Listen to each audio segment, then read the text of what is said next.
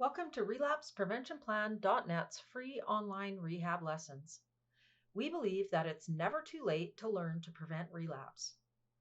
Welcome to this presentation on siblings and friends.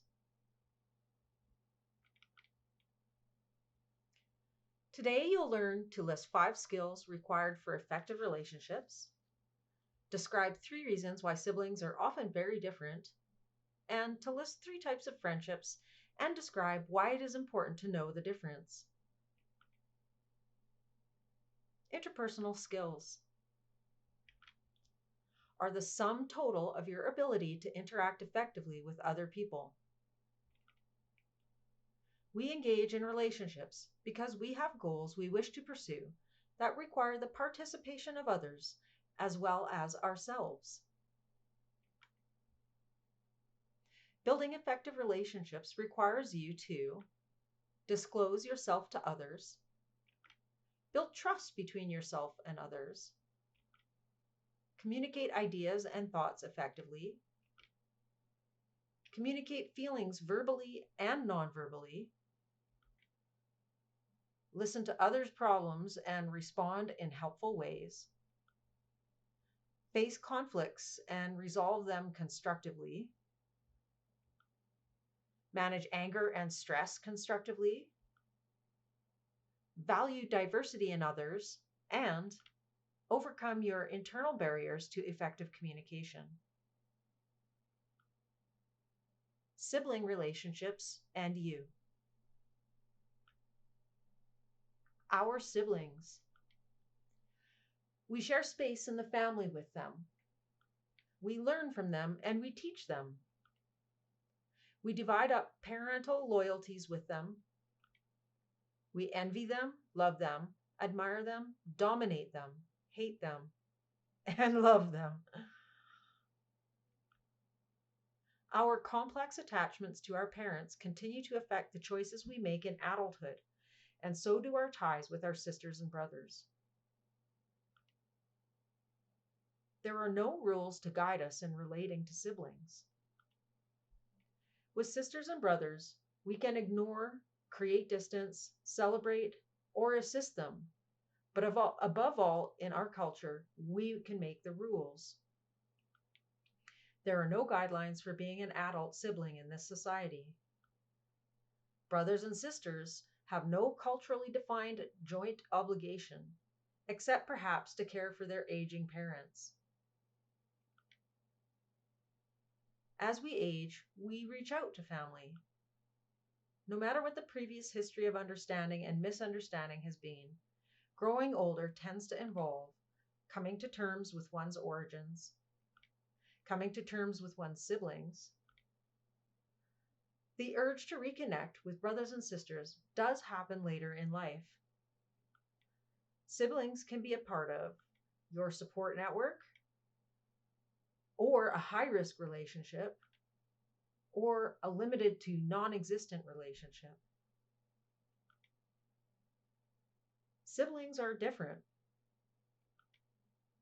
Siblings who grow up together are almost as different in their personalities as if they were strangers. Siblings differ for 2 fundamental reasons. 1, they share on average only half of their genes.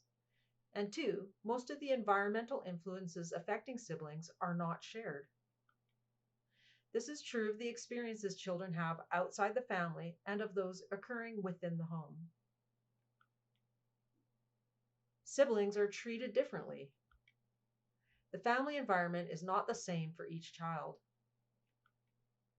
Age, physical size, power, status, and privilege in the family are different for each sibling. Families consist of a collection of different positions, each occupied by an individual, each presenting differing outlooks on life. And although families share interests and social values, siblings differ in their interests and values. Sibling differences are caused in part by the different positions they occupy within the family. Different birth order helps siblings turn out different. Take a piece of paper and make a list of your siblings in order of birth.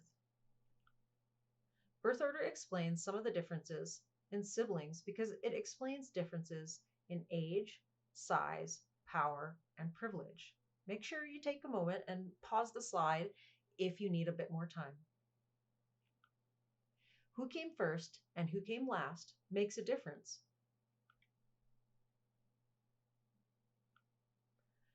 If you are an only child, your qualities often match that of an eldest sibling.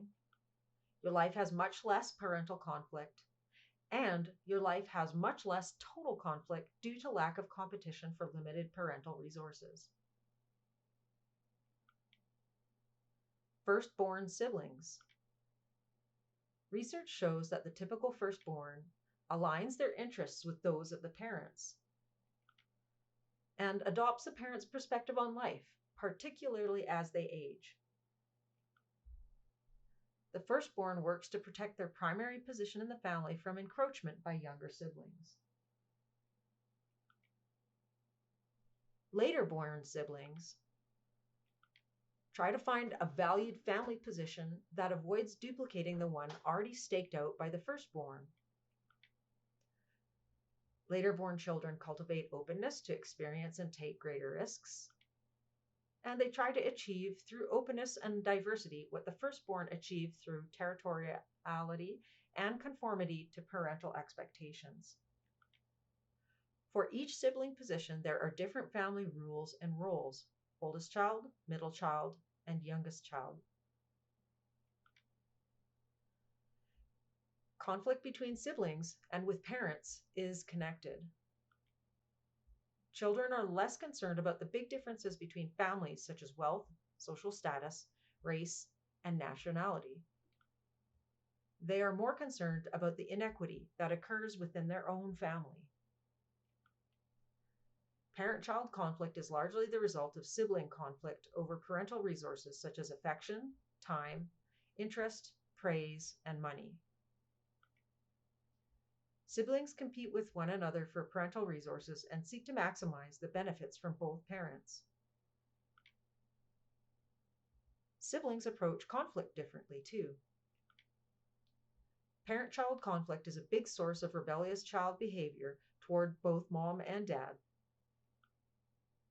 Firstborns identify with parents and authority and are more likely to defend the status quo. Laterborns are more likely to identify with the underdog and to challenge the established order. The effect of birth order is greater than gender, social class, race, and nationality. Exceptions do exist for every generalization, though. Given the right circumstance, even the firstborn will reject the status quo. Roles in families. Family roles are assumed based on a combination of birth order, individual differences in personality, and different family experiences. Your family has influenced how you and your siblings have developed their roles, how you relate to your parents, and how you relate to each other as adult siblings. Inequality begins at home. A child in one family may be born with athletic talent that is never nurtured because the parents in that family value reading ability above all else. In another family, the fit between the talents of the child and the values of the parent may be perfect, and the child's abilities are nurtured and valued. Inequality between children results when a child's ability are not as close a match with the parental beliefs and expectations as are the abilities of another child or children in the family.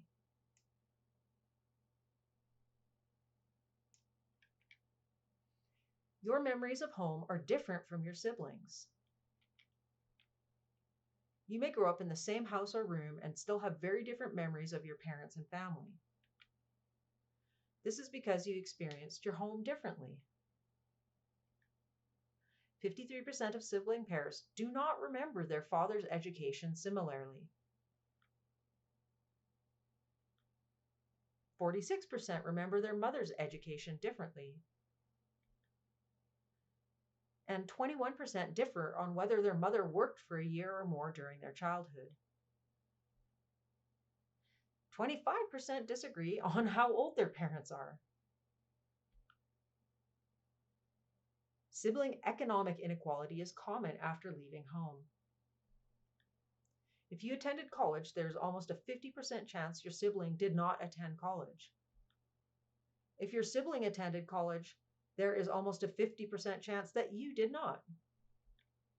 In a study on sibling economic inequality, 34% of respondents claimed their sibling was their most economically successful relative, and 46% reported a sibling as being their least successful relative. Siblings negatively assign reasons for economic inequality. Only 9.6% of people said that the reason for their sibling being poor was social forces like poverty, lack of opportunity, or the pitfalls of a particular career or field. 82.4% said the reasons for poverty or failure were bad attitude, poor emotional health, or lack of determination, which was the most common reason given.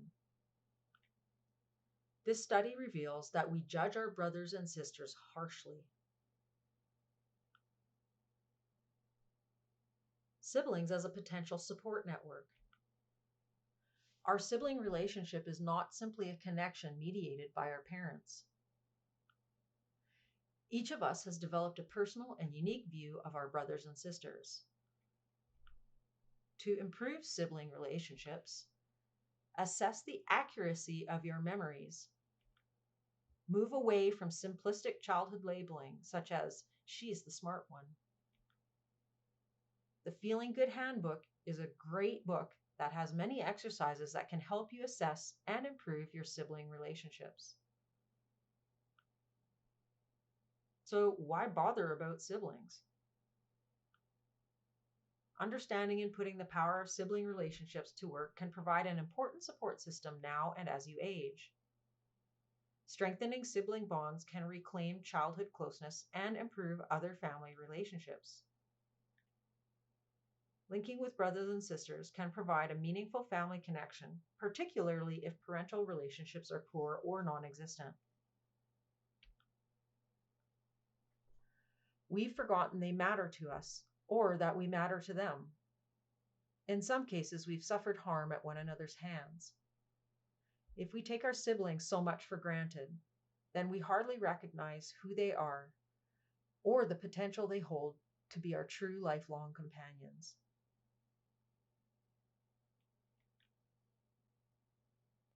Friend relationships and you. True friends are those who really know you but love you anyway.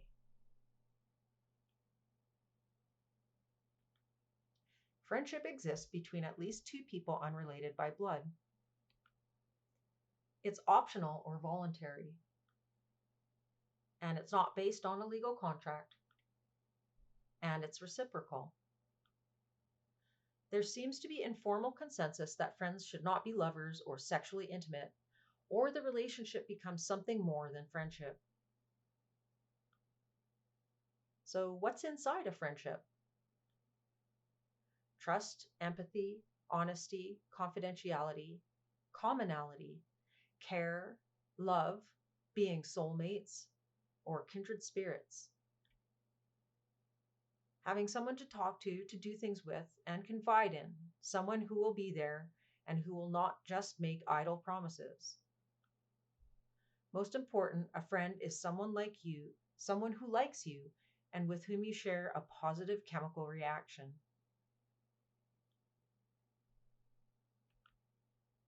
There are different kinds of friends. A casual friend is more than an acquaintance. There's a bond, although not intimate or exclusive. And they're commonly seen in business and preferred in business to other types of relationships or friendships. There is a sense of trust and genuine liking for each other. Close friends feel comfortable sharing deepest, most intimate thoughts or secrets. They're someone that you can be yourself around and who can be turned to in a time of need. They listen closely without judging. A best friend has all the criteria required to be a close friend, and with the additional distinction of being by definition the premier friend, number one. Recognize that you have different types of friends. Different levels of friendship mean different levels of sharing and interaction are expected and accepted. Assuming a casual friend is a best friend can result in misplaced confidences and feelings of betrayal. There are unwritten boundaries and things you can and cannot expect from different levels of friendship. Alcohol and drug use impairs judgment and causes misperceptions of friendship boundaries. For example, the person you think is your best friend may not be. So, what are the basic qualities of friendship? Trust, empathy, honesty, confidentiality, and commonality. You can take a moment and look these up in the dictionary.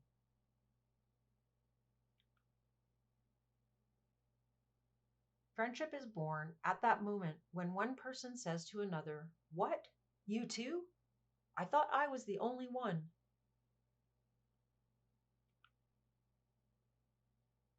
So let's assess a friendship. Take out a piece of paper and pause the slide and take a moment and pick the name of a friend, of a person you consider a friend, but you are unsure whether you want to continue the friendship. On your paper, write their initials, and as we go through the following slides, jot down the attributes that apply to that friendship. When you are done, you will have a brief description of that relationship, including some of the positives and negatives to use as food for thought in your decision about the friendship. And remember, pause the slide at any point in time when you're writing down and need to catch up or just need to think about it for a moment.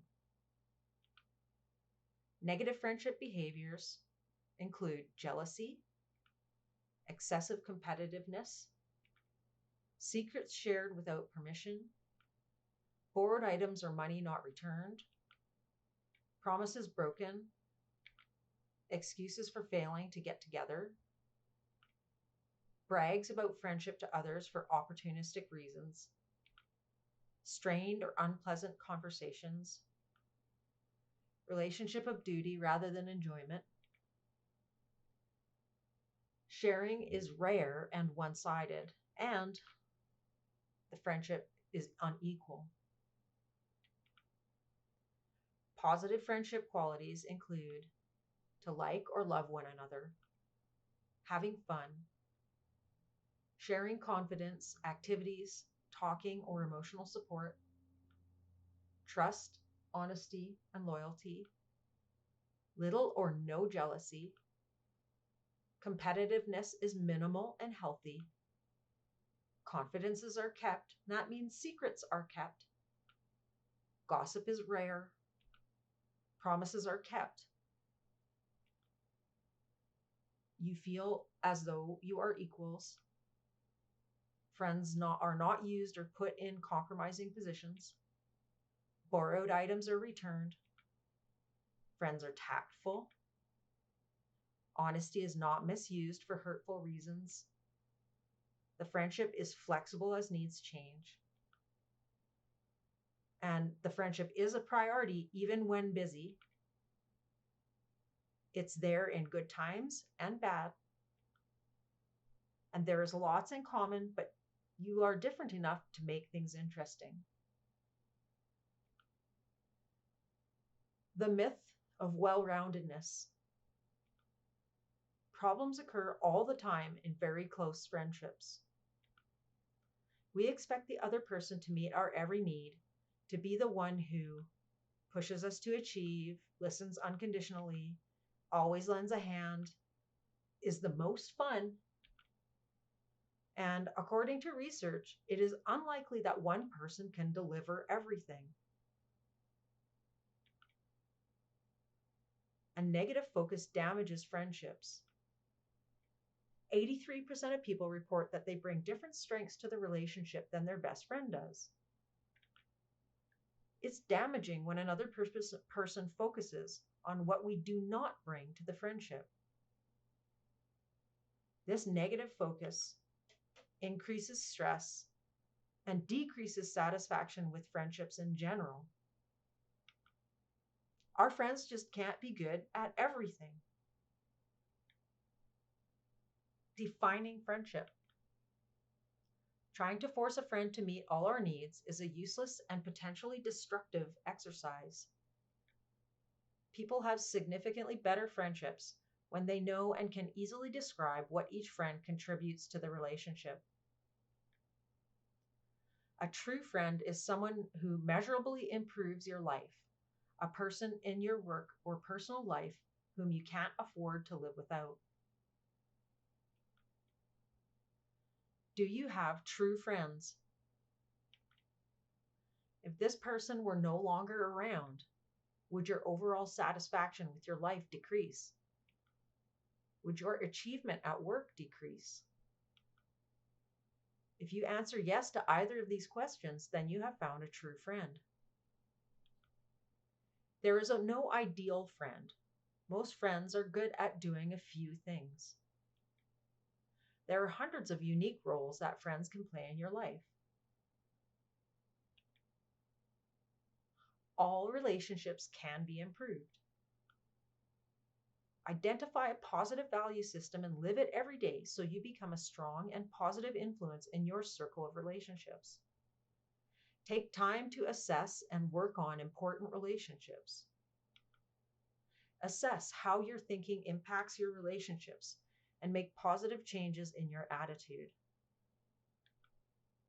Practice communicating more effectively to improve all your relationships. Support networks can contain friends, siblings, parents, and family. Parents, siblings, family, and friends can be part of an enjoyable and reciprocal support network. Many of the qualities for good relationships are the same for parents, siblings, and friends, although the ties, cultural expectations, and histories of the relationship are different.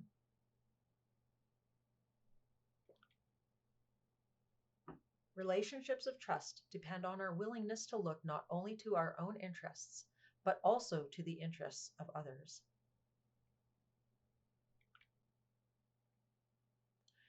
You pause the slide to write down where you can find the original research for this presentation.